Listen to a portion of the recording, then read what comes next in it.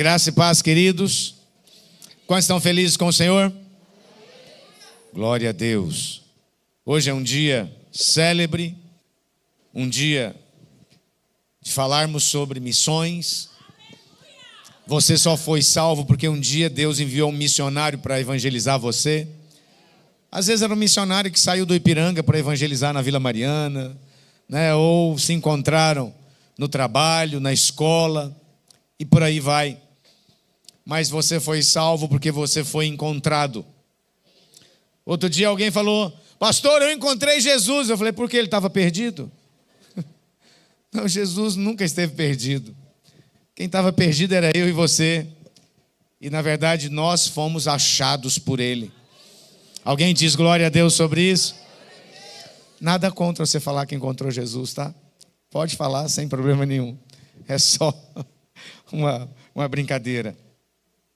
Eu quero ler com você João capítulo 19, versículo 30. Alguns irmãos me viram fazendo um vídeo no Story, lá no Rio Quente, em Goiás. Na verdade, eu estava numa reunião do presbitério, tá bom? Não fui para lá só porque é um lugar bom de ir. Pode ir, fica à vontade. Um dos lugares mais bonitos e mais interessantes que eu já fui. Brota água quente do lugar, sim. Quem podia ficar lá, ficou. Quem não podia, participou da reunião, né? Reunião com o pastor Aloysio, com os supervisores. E teve a conferência de Goiânia, com mais de 9.000 mulheres. Alguém diz glória a Deus? Alguém esteve por lá? Alguém foi cheio do Espírito lá? Glória a Jesus. E depois disso teve uma reunião de supervisores. E eu, como supervisor, precisava estar lá. Então eu fui, né, e gravei aquele vídeo. É um contraste muito grande, né? Porque meu pneu furou e eu precisava de saber onde era a borracharia. Aí eu pedi a informação para o cara, parei, o cara de moto. Ele falou: encosta aí que eu vou te falar onde é que é. Aí desceu da moto, tirou o capacete, foi lá no carro, falou: você vai assim, assim, assim, assim. Falei: se fosse em São Paulo, eu corria. Alguém parou, encosta aí. Falei: meu Deus. E aí lá na frente eu encontrei outro. E aí eu fui até mais ou menos onde ele falou. Eu falei: tem alguma borracharia aqui perto? Aquele indicou, tinha fechado. Aí eu achei um outro cara. Aí ele falou: me segue aqui que eu vou te deixar lá na porta. Aqui não seguia também. Mas me deixou na porta, assim, né? Muito interessante as diferenças culturais. Ok, vamos ler a palavra de Deus. Diz assim: quando, pois, Jesus tomou o vinagre, disse: está consumado. E inclinando a cabeça, rendeu o espírito. Essa palavra, está consumado, no grego ela significa tetelestai, que significa está consumado, está feito. Terminou, está concluído, não há mais nada a ser acrescentado. E todos nós, um dia, também vai chegar a hora de irmos embora, de partirmos desse mundo. Paulo, quando tinha chegado a essa hora, ele disse: eu cumpri a minha carreira, eu fiz tudo aquilo que deveria ser feito. Desde agora a coroa da justiça me está preparada, e eu hei de recebê-la do reto juiz, que é o Senhor. Ele fala que eu cumpri a carreira, corri a carreira, cumpri completamente o meu chamado, e está consumado, está concluído. O que ele precisava de fazer, ele fez. E eu e você precisamos de estar em um lugar, em uma posição, de poder dizer a mesma coisa um dia. Quando chegar a hora da sua partida, que você possa dizer: tetelestai, foi feito tudo o que precisava ser feito. Eu respondi tudo o que precisava ser respondido. Eu me posicionei de todas as formas que precisavam de ser posicionado. Alguém diz amém sobre isso? Glória a Deus. Hoje eu quero falar sobre a missão que temos como igreja. Uma aliança dentro do reino de Deus.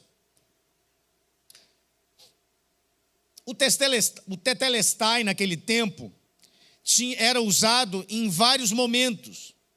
Ele era usado comercialmente, quando alguém fazia uma compra em um determinado lugar, ou fazia uma compra com um determinado comerciante, e era anotado em um papiro aquilo que era comprado, que precisava de ser pago.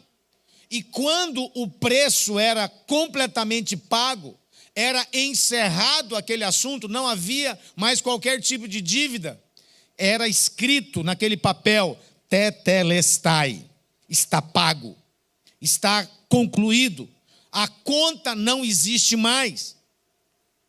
Também essa palavra era usada quando alguém pagava pelos seus crimes. Hoje, nós temos um sistema informatizado, de acordo com o nome da pessoa, puxa, eles chamam de capivara, puxa a capivara do cara, que dá a entender que puxou a capivara do cara, o cara tem lá 200 crimes, 171, artigo e um monte de crimes.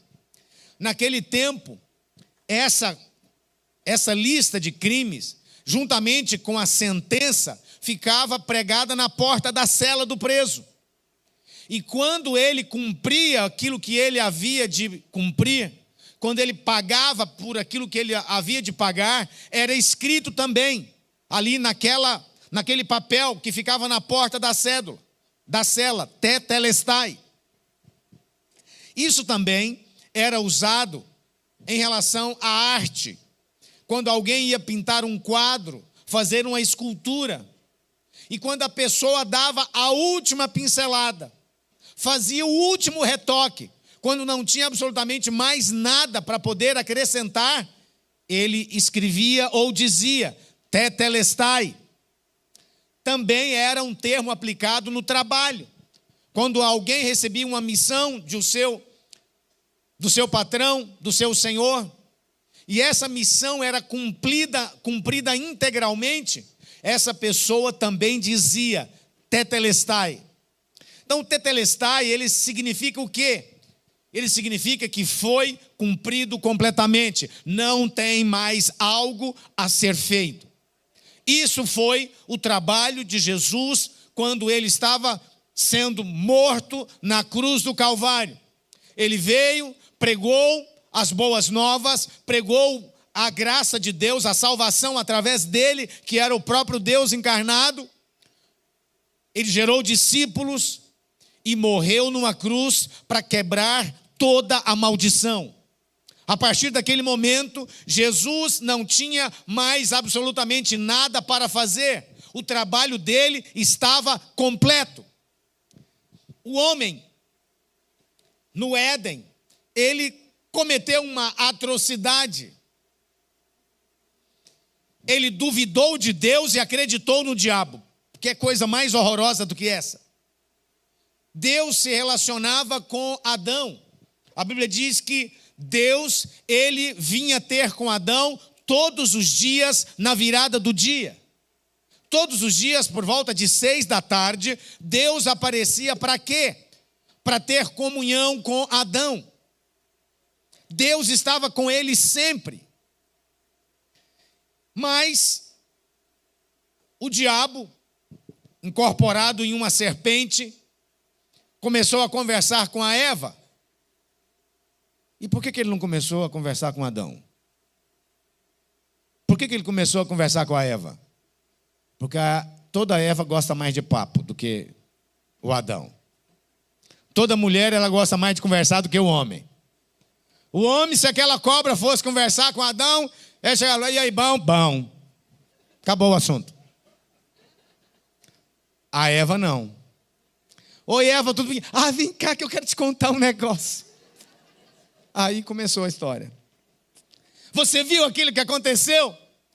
E aí, o diabo, ele conseguiu ganhar a confiança ou ter liberdade com Eva e começou a discipulá-la. Começou devagarinho. Olha, nenhuma queda acontece da noite para o dia.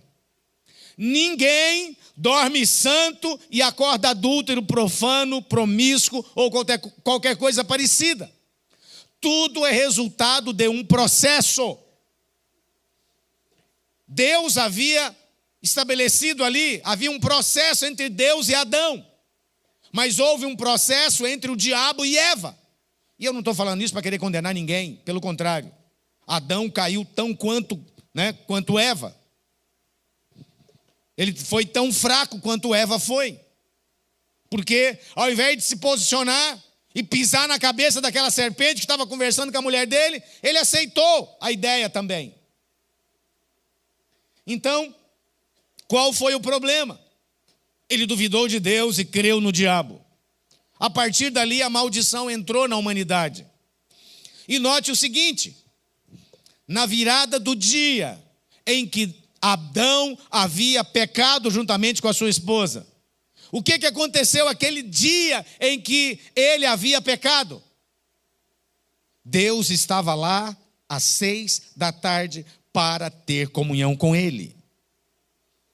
Deus sabia que ele havia pecado, sim ou não? Sabia. E Deus chama ele de quê? Adão. Chama ele pelo nome. O diabo sabe o seu nome, mas ele sempre vai te chamar pelo seu pecado. Deus sabe o seu pecado, mas ele sempre vai te chamar pelo seu nome. Não foi Deus que se escondeu de Adão quando ele pecou, pelo contrário. Deus, sabendo do pecado, ele foi encontrá-lo mesmo assim. Deus nunca vai fugir de você por causa do seu pecado. E isso já está escrito há milhares de anos. Só que o diabo vai falar para você, crentinho safado, sem vergonha, nem deveria ser crente você. O que agora o pastor vai falar de você? Você não tem vergonha de ir para a igreja? Você não tem vergonha de ir para a célula? Não é isso que o diabo fala?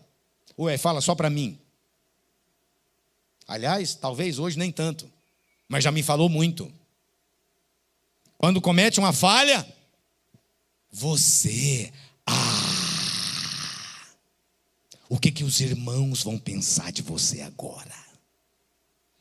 Você nem deveria fazer parte, você não consegue mesmo. Olha aí, olha o seu pecado. E o que Deus fala? Ele vem se encontrar com você do mesmo jeito que se encontrava antes. Não é o seu pecado que te afasta de Deus. É a acusação do inferno sobre você que te faz correr dele. Correr da comunhão da igreja. Correr da comunhão do corpo. Ah, pastor, então você está falando que a gente pode nadar de braçada agora em relação ao pecado? Não estou não. Está escrito que aquele que nasceu de Deus não vive na prática do pecado. Está escrito isso. Quem nasceu de novo não vive, não tem prazer na prática do pecado. Por quê? Porque agora é uma nova criatura. Como é que eu sei que alguém nasceu de novo ou não? É simples, é só olhar o prazer que ele tem no pecado. Alguém que ama o pecado não tem a natureza divina ainda. Se esse é o seu caso, busque uma experiência poderosa com ele. Porque é somente ele que é capaz de fazer com que você deixe de amar essas porcarias que você ama. Outro dia alguém veio falar, pastor, eu preciso de ajuda, a pornografia. Eu falei, você ama isso. Ele, o quê? Eu falei, se você não amasse, você não estava lá todo dia. Por que você está lá sempre? É porque ainda tem conexão profunda dentro de você. E o que se arrependa genuinamente. E passe a tomar posse da nova criatura que já foi te dada, que você já se tornou, que já começou esse processo na sua vida. Então o pecado, a graça de Deus, ela não é uma autorização para você continuar pecando. Quando você tem revelação da graça, você sabe, você tem a consciência de que realmente você agora pode ficar liberto do pecado. Você não tem mais que ser escravo de coisa alguma, de pecado algum. Por quê? Porque você foi liberto em Cristo Jesus. Você é uma nova criatura. E como tal, você não vive mais na prática do pecado. Alguém diz amém sobre isso? Amém. Nós temos uma missão. Quero ler com você Não está no meu esboço, mas está aqui. 1 João 3, versículo 8, é exatamente sobre isso que eu estou falando. Diz assim: aquele que pratica o pecado procede do diabo, porque o diabo vive pecando desde o princípio. Para isso se manifestou o Filho de Deus, para destruir as obras do diabo. Todo aquele que é nascido de Deus não vive na prática do pecado, pois o que permanece nele é a divina semente. Ora, esse não pode viver pecando, porque é nascido de Deus. Nisso são manifestos os filhos de Deus e os filhos do diabo. Todo aquele que não pratica justiça não procede de Deus, nem aquele que não ama a seu irmão. Isso significa o seguinte: se você peca e fica muito bem, você precisa ter uma experiência com Deus para ser liberto disso. Mas todas as vezes que você peca e você fica mal, significa que você é uma nova criatura. E esse pecado, não combina mais com você. Ele não faz mais parte da sua natureza. Eu lembro que há alguns dias atrás eu citei esse exemplo. E alguns aproveitaram para fazer um monte de figurinha e distribuir por aí. Tem até um contrabando. Eu acho que as minhas figurinhas são mais populares que as da Copa. Você faz ideia um negócio desse? Alguém ainda faz assim, ó. Fica à vontade. Então, o que acontece? Uma ovelha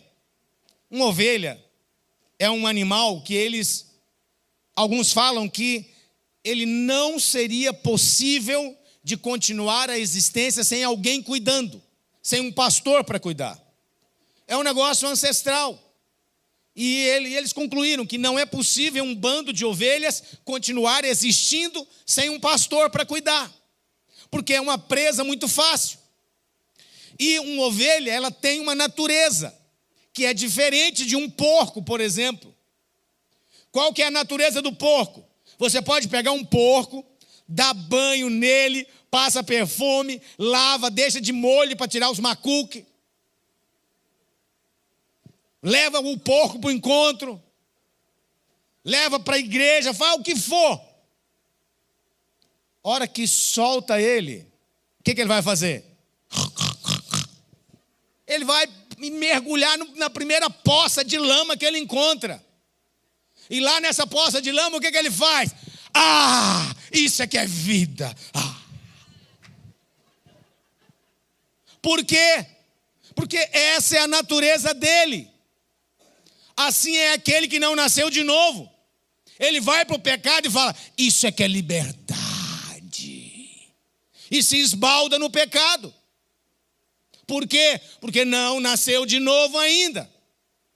Alguém que nasceu de novo, uma ovelha, ela pode até cair dentro de uma poça de lama. Talvez porque um porco caiu lá dentro e estava, se divertindo. Ela falou: será que isso é tão divertido assim? Ai, meu Deus, eu não sei. Ai, caí. Aí depois aquela sujeira nela, ela olha aquilo e fala: isso não combina comigo, que coisa ruim. Eu estou muito mal com isso. E agora o que precisa de fazer com essa ovelha? Agora precisa dar banho nela, precisa de ser lavada. Quantos aqui lavaram as suas vestes no sangue do Cordeiro?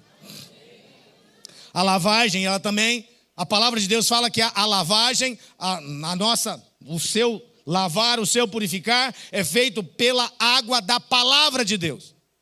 A palavra de Deus é o que te limpa, é o que te purifica, é o que arranca toda a sujeira que foi colocada em você, que impregnou em você através do pecado.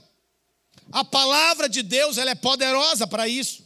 Quanto mais você declarar a palavra de Deus, mais liberto você vai ser, mais curado você vai ser, mais abençoado você vai ser, mais próspero você vai ser, mais salvo você vai ser de si mesmo, de todas as circunstâncias ruins dessa vida. Quantos creem nisso? Diga glória a Deus. Aleluia.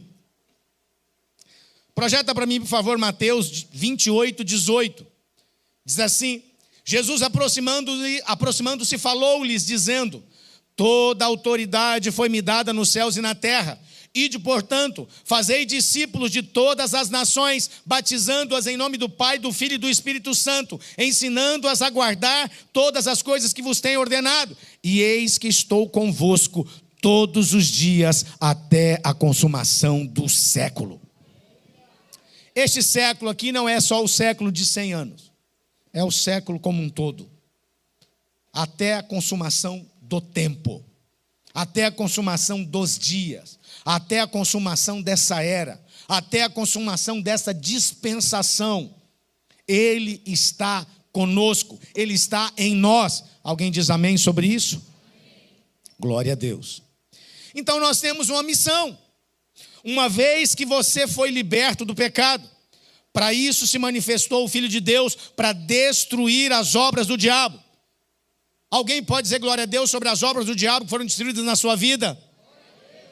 Então Deus, Ele enviou o seu Filho para quê? Para destruir as obras do diabo e te libertar.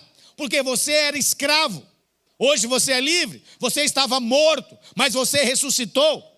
O seu espírito estava morto por causa do pecado, mas em Cristo Jesus, ele renasceu. Você se tornou uma nova criatura. É como uma lâmpada que nunca tinha encontrado com a eletricidade. Era apenas uma lâmpada que não tinha, nem sabia que eletricidade existia.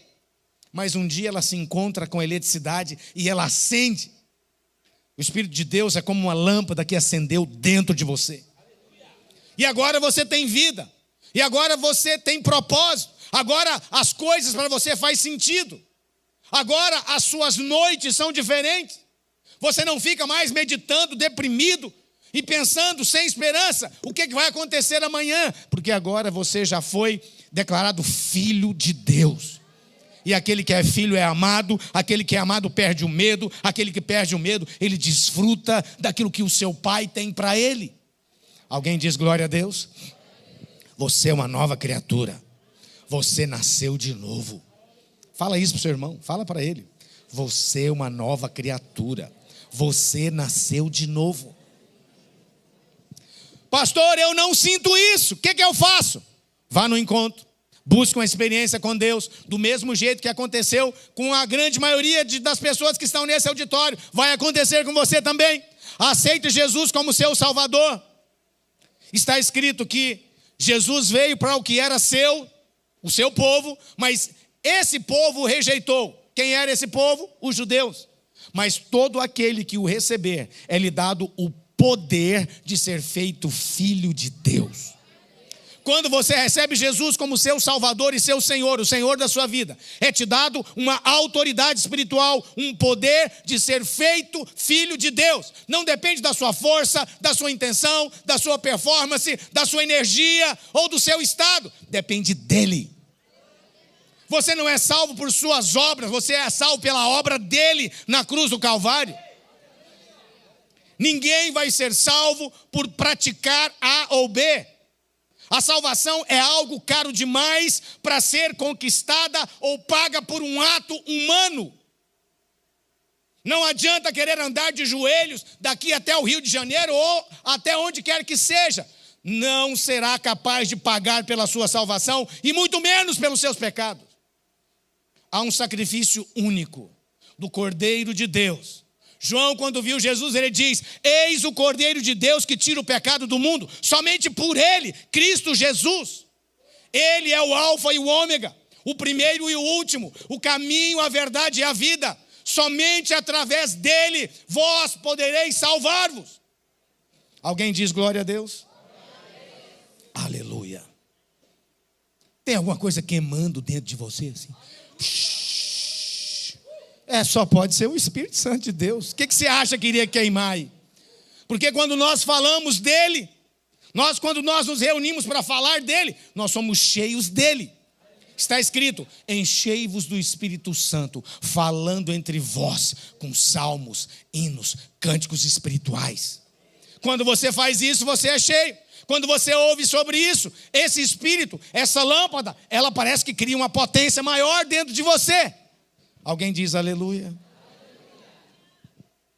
Então Jesus, ele morreu na cruz e ele deu uma missão. Ele falou: ide por todo o mundo, prega o evangelho, faça discípulos em todas as nações. Então a primeira coisa, existem alguns sinais de que você nasceu de novo, de que você é uma nova criatura. O primeiro deles, você não vive na prática do pecado, porque Cristo Jesus se manifestou para quê? Para destruir as obras do diabo. E a obra do diabo era aquilo que te escravizava no vício do álcool, da pornografia, da promiscuidade e tantas outras coisas mais. Cutuca o seu irmão e fala assim: não dorme não, abre o seu ouvido, porque tem palavra de vida eterna sendo falada.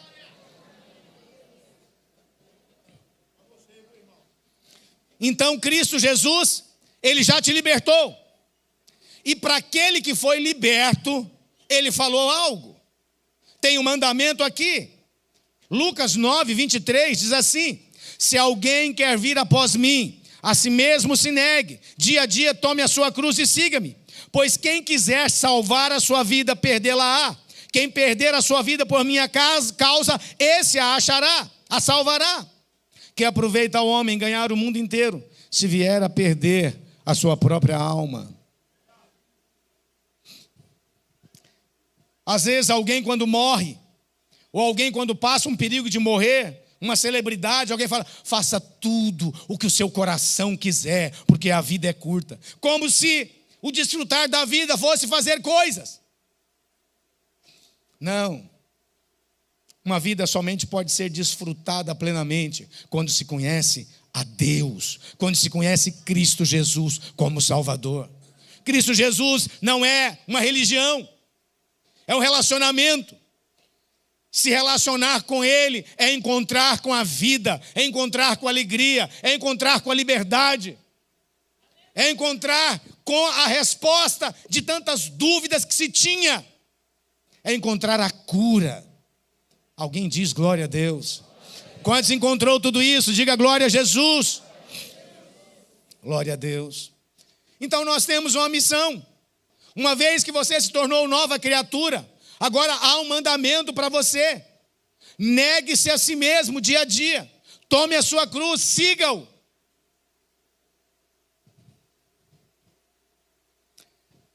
Às vezes nós queremos trazer Deus para os nossos projetos. Ok. Isso é muito melhor do que você viver os seus projetos sozinho. Alguém diz amém? Mas tem algo muito maior, com muito mais resultado, com muito mais alegria, com muito mais satisfação, com muito mais realização, com muito mais relevância, que é o quê? É você entrar nos projetos de Deus.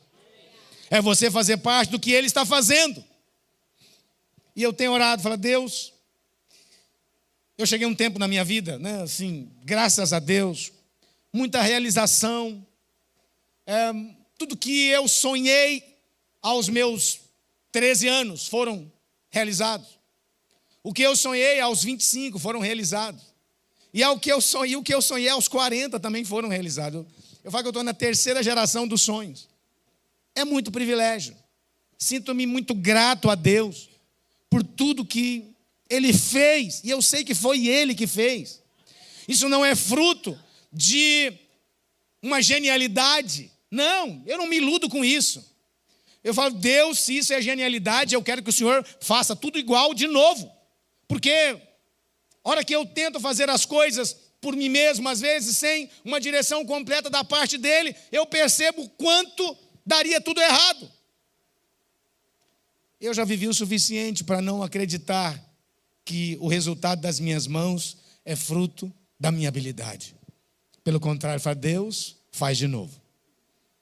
Traz de novo a existência. E eu estou num desafio agora, com 54 anos, de começar tudo de novo. De fazer as coisas de novo. Porque Deus, os planos de Deus e a bênção de Deus, ela nunca se esgota na sua vida. Ele é inesgotável. Você é alguém esgotável. Vai chegar um momento que você vai dizer: Deus, para mim está ótimo. Eu não quero mais. Já chega, eu nem consigo mais. Está muito bom o que o Senhor já me deu. Vai chegar um momento em que você vai falar sobre isso. Pode ter certeza. E eu olho isso.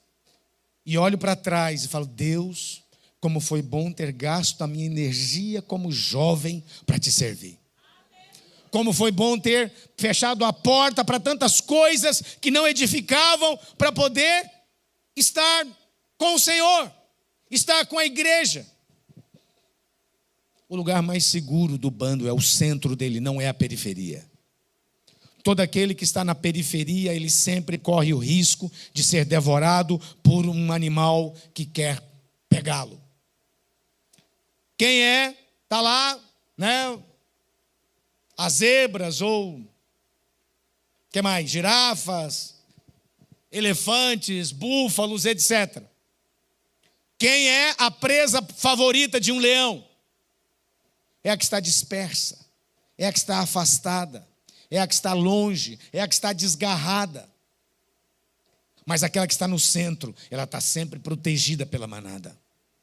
Assim é as coisas na casa de Deus. Quanto mais envolvido, menos vulnerável. Quanto mais perto, mais protegido. Quanto mais presente, quanto mais envolvido, quanto mais você, ainda que trabalhando, sem que você tenha assim toda a qualificação do mundo, isso vai ser proteção para você. Isso vai ser cuidado para com a sua vida. E eu nem sei por que eu estou falando isso. E nem faz parte da minha palavra. Jesus. Que Deus pegue e leve essa palavra para o destino certo. Toda autoridade foi me dada nos céus e na terra. Ide, portanto, fazei discípulos de todas as nações, batizando-os em nome do Pai, do Filho e do Espírito Santo. Você sabe por que você é crente? Por que a sua família é crente?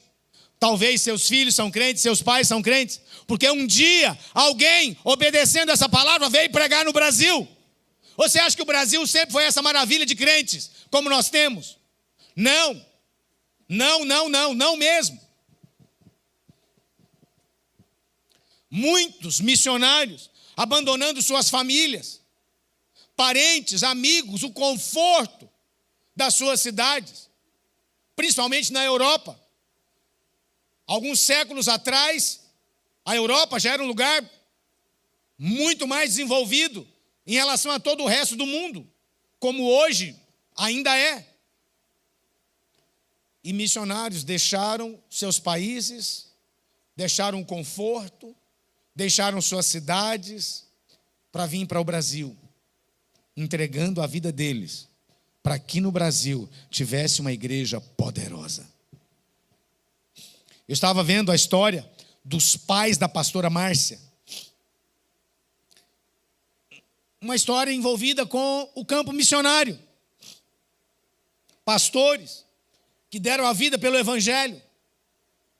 E agora, aquela mulher que foi criada no Evangelho, e os pais orando e orando e orando e orando. Agora tem uma rede, um ministério de crianças poderosíssimo, que alcança crianças em mais de 40 países. Fruto do trabalho missionário de pessoas que vieram de outros países para estar e dedicar a vida deles aqui, para gastar os dias deles no Brasil. Certa vez, ouvindo a história de Daniel Bering e Gunnar Wing, que eles fundaram a Assembleia de Deus no Brasil, eles eram batistas. Se não me engano, eram suíços ou suecos, eu não me lembro qual deles. E eles foram para os Estados Unidos. E lá nos Estados Unidos conheceram o movimento da Rua Azusa. E os batistas eram muito tradicionais. E eles conheceram o movimento aí, com o movimento pentecostal, ficaram cheios do Espírito Santo. E aí o Espírito Santo fala para eles: é para vocês irem para Belém. E eles acham que Belém é na Índia, é na África, e vai procurar no mapa onde que estava a bendita dessa cidade, chamada Belém. E Belém estava no norte do Brasil, no Pará. E o que eles fazem? Vão os dois para lá. Queridos, na boa, o Pará até hoje é um dos piores estados do Brasil, um dos mais violentos estados do Brasil.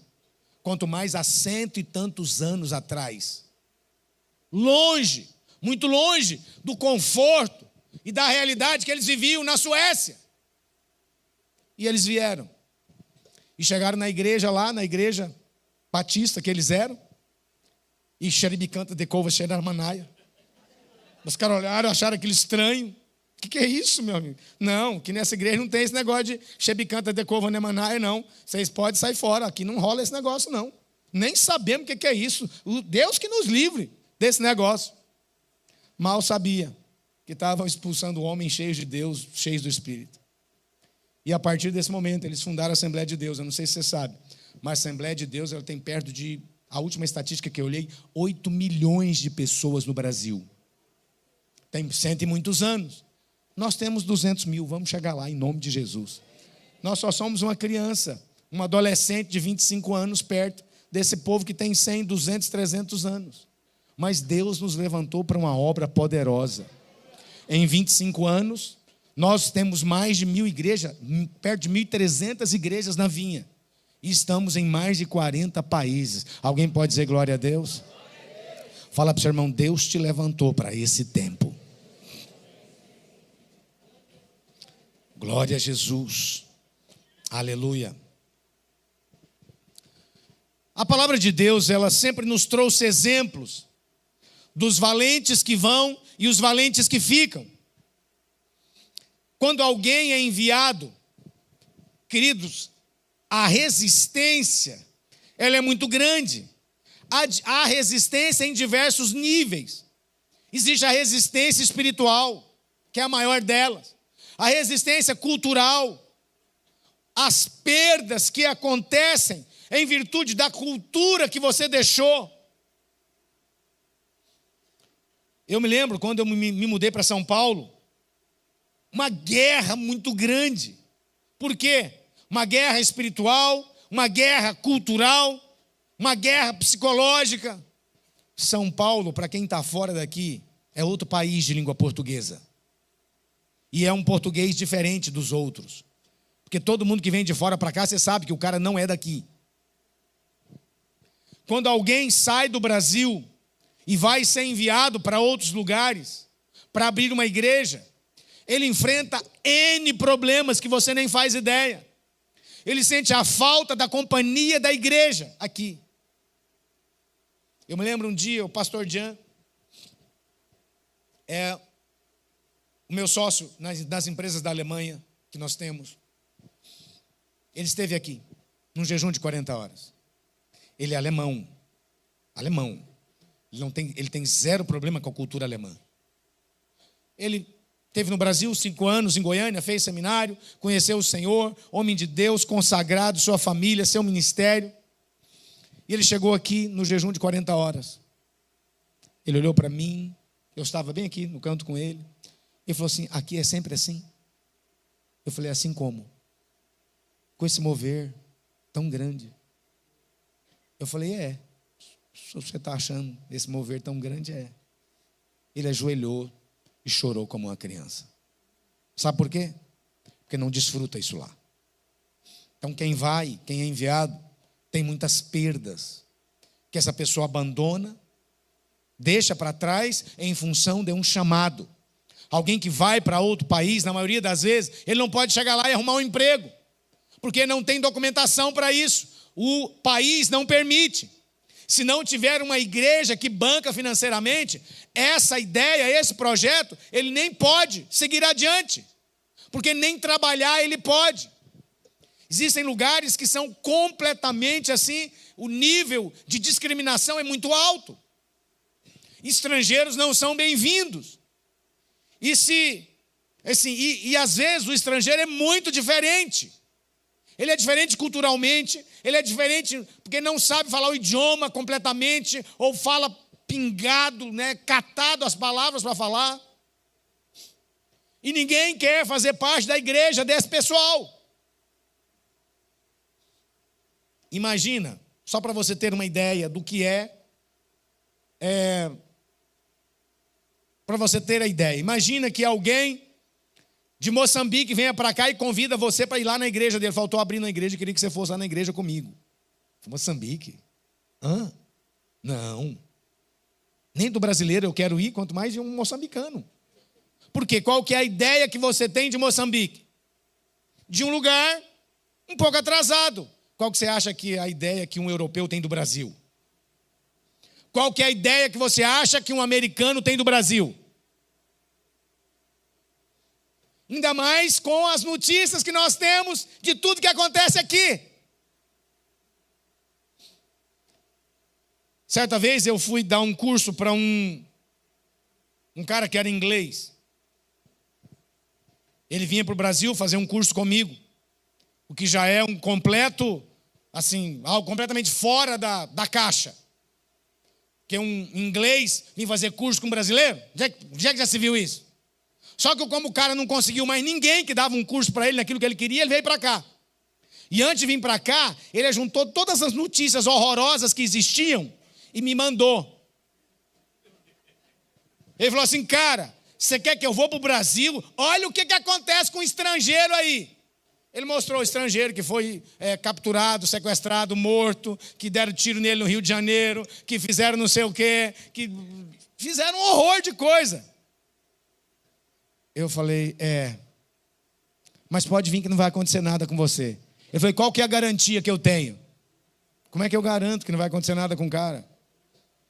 Não é que aqueles olhos azuis, né? Assim, que se o cara olha para ele e sabe que não é daqui, não é brasileiro 100%, não tem mistura. É um inglês assim genuíno, raça ariana quase. Raça ariana tem a ver com os alemães, né? O inglês, só que é um inglês branco, claro, porque eu não sei se você sabe, você não é branco lá fora. Você é pardo, meu filho. Você acha que você é branco? É só no Brasil que você é branco. Lá fora, não tem nenhum branco aqui lá fora. Lá fora, branco, é cor de leite. Não é igual você. Você é um mestiço qualquer. Talvez a Maristela. Fica de pé, Maristela. Talvez ela aqui ainda passa. Está no limite. Eu acho que você passa. Dá uma força para ela. O resto não é. Então, o nível de discriminação, o impacto das mudanças é muito alto. Quantas vezes você mandou mensagem para os nossos pastores que foram enviados? Quantas vezes você orou por eles? Vamos enumerar os que foram enviados? Joed foi o último, né? Depois tem o pastor Felipe. Quantas mensagens você enviou para o pastor Felipe, para a Lorena? Quantas mensagens você enviou para o pastor Alain e a Ana Laura? Quantas vezes você orou por eles? Vou tirar um dia de jejum para jejuar por eles. Quantas vezes você mandou oferta para eles? Isso aqui é para abençoar o seu ministério aí, eu sei lá o que você está passando. Pastor Calixto também foi, está na Bélgica. Pastor Ricardo Bertoldi, quantas vezes você orou, ligou para ele? Falou, pastor, estou ligando para você só para dizer que estou com saudade, você é uma bênção, que Deus te abençoe aí. Quantas vezes você fez isso? Pois é, você podia fazer hoje. Sim ou não? Você não faz ideia o que esses irmãos passam lá fora. Olha, eu vou te falar, eu passei isso aqui em São Paulo. Falando português, comendo a minha comida e com uma igreja videira aqui. Uma igreja grande que eu podia fazer parte. Imagina alguém ir para um lugar que lá não tem igreja nenhuma. Às vezes só tem uma célula te esperando. E ali você vai começar a andar. Queridos, Europa, você pode demorar 5 anos para ter uma igreja de 100 membros. Aqui nós vamos multiplicar uma daqui a poucos dias com 250 membros para o Ipiranga. Você acha que isso acontece em qualquer lugar do mundo? Não acontece. Você é privilegiado de estar fazendo parte de uma das grandes obras que existe nesse planeta. Gente intensa em Deus, gente que busca o Senhor, gente que banca, gente que contribui, gente que clama por Deus, gente que faz encontro e leva 100 pessoas para o encontro. Já pensou um negócio desse? Olha, quando eu falo por aí que os nossos adolescentes, o ano passado, levou 6 ônibus para o encontro, só eles. Alguém pergunta, você estava fazendo encontro com a igreja inteira e levou 6 ônibus? Não, foi só a rede de adolescentes. É só a rede de adolescentes que levou 6 ônibus para o encontro. Isso é o quê? Isso é favor, isso é mover, isso é poder de Deus. É Deus agindo através do seu povo. Fala para o seu irmão, você faz parte dessa obra. Então a obra de Deus sempre tem os valentes que vão e os valentes que ficam. Deus vai chamar os valentes que vão. Alguém diz glória a Deus? Alguém é chamado aqui para ir para algum lugar longínquo? Levanta a sua mão e diga, eu sou, em nome de Jesus. Pois é, para você ser enviada, Vai ter que ter um outro valente aqui para poder te sustentar. Sustentar em oração, sustentar você com contato, com... né? Porque hoje é muito mais tranquilo você fazer uma ligação, né, via Face, né, ou WhatsApp, que seja. Liguei para você só para te ver. E esses jovens, eu não sei, eles só sabem ligar desse jeito. Eu sempre fui acostumado com ligar por telefone. A minha filha, ela não se contenta em ligar para mim por telefone. Ela já liga com a câmera aberta e não interessa a hora. E ela fala, é o meu pai. Fala, tá. Desculpa, lembrei agora. Então liga para alguém.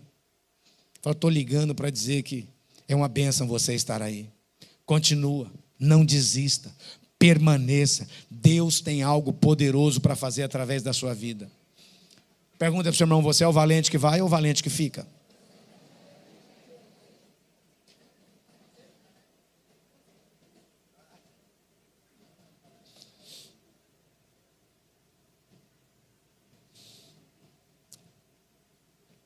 Quando Jesus estava, certa vez, em uma sinagoga, ele fez questão de ficar do lado do gasofilácio. Mas, ei, pega 2 gasofilácios aí e traz para mim, já deixa aqui, por favor. Vocês acham que o Mazei é um homem cheio do Espírito? Diga aleluia. Glória a Deus.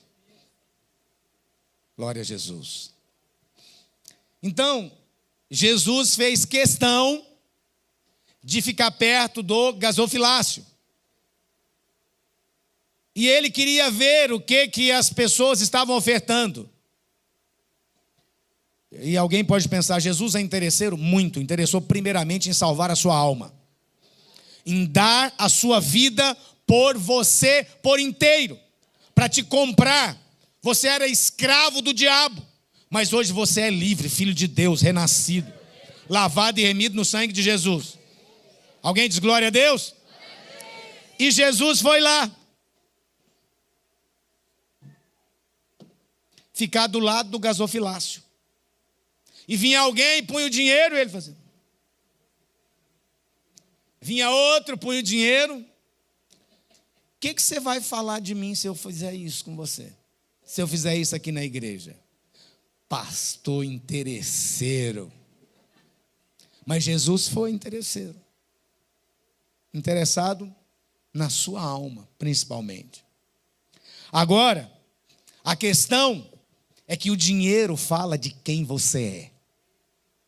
Fala de como que você lida com a salvação e a transformação que o próprio Jesus trouxe para a sua vida. O dinheiro fala quem é o primeiro na sua vida.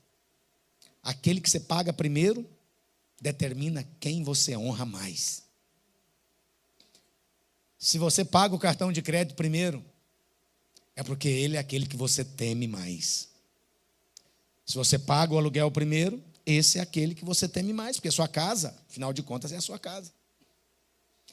Mas tem alguém que se despiu da sua casa eterna no céu para vir habitar aqui, porque você era a prioridade dele.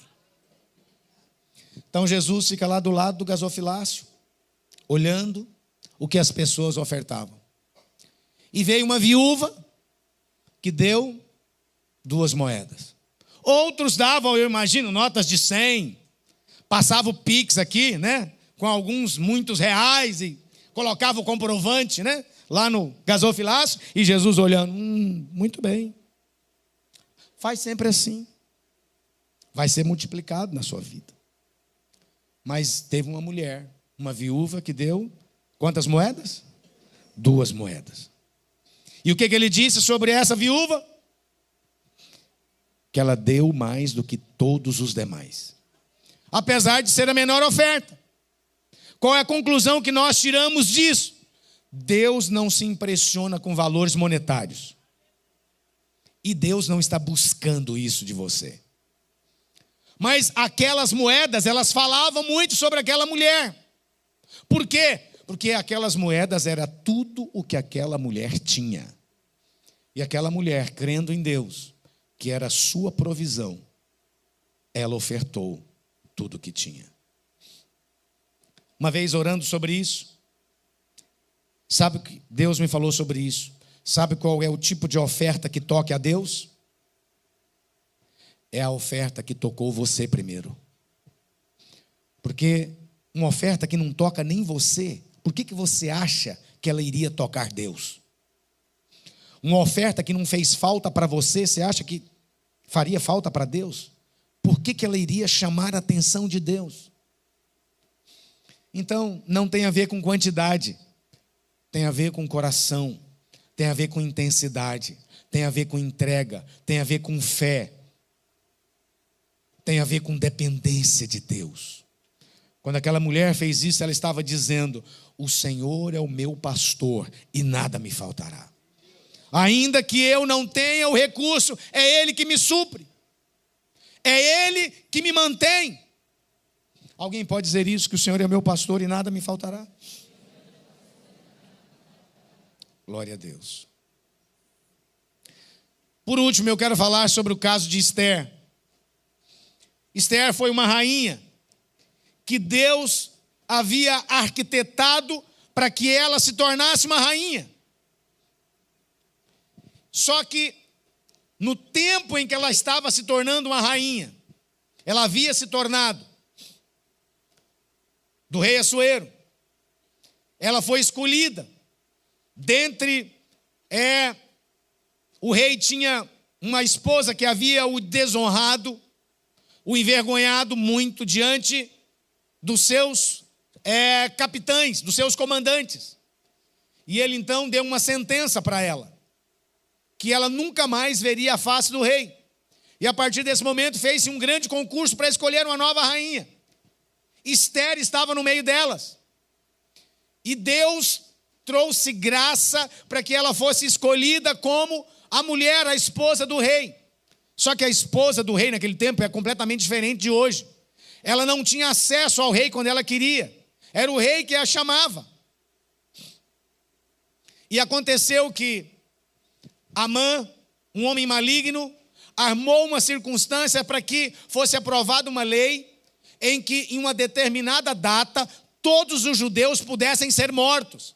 Quem visse um judeu teria o direito de matá-lo, em qualquer lugar, em um único dia. Seria uma grande carnificina.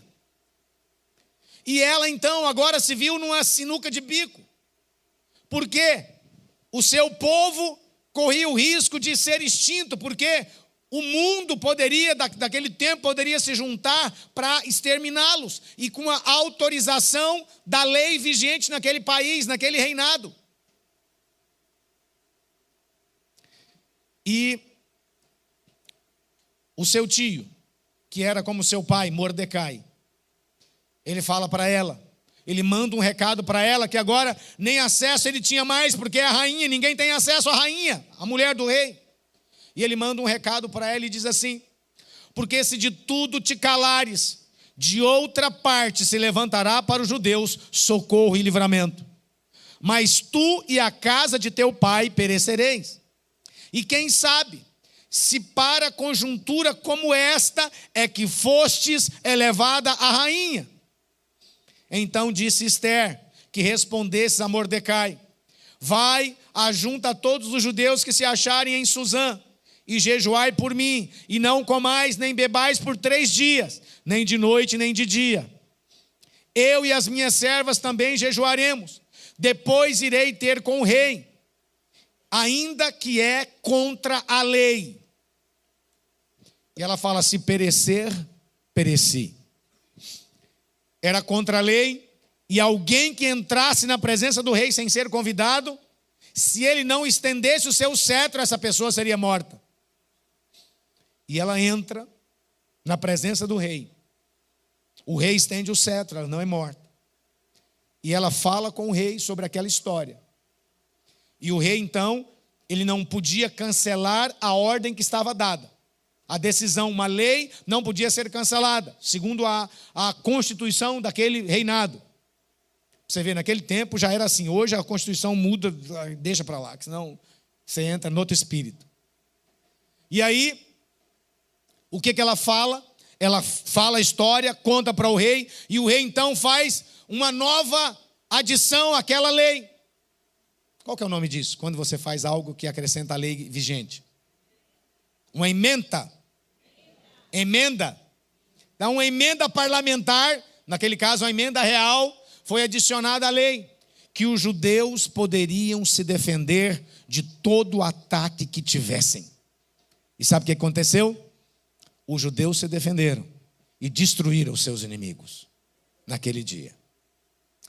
Então a conclusão que eu quero te falar sobre essa palavra é: quem sabe Deus te abençoou, te prosperou, para que você se posicionasse nesse tempo. Porque socorro virá de qualquer lugar, de outras partes. Deus vai levantar socorro para aqueles que estão enviados, para aqueles que foram enviados. Existem países hoje que mesmo com 1000 membros em uma igreja, não é capaz de manter e sustentar um pastor lá. Nós, por amor a esse povo, vamos ter que sustentá-los talvez ad eterno, para que essa gente seja salva. Mas quem sabe, não foi para isso que você foi levantado. Quem sabe não é para isso que Deus levantou a igreja de São Paulo. Para quê? Para ajudar a bancar, para sustentar, para manter, tanto espiritualmente, psicologicamente, como financeiramente. Alguém diz amém sobre isso?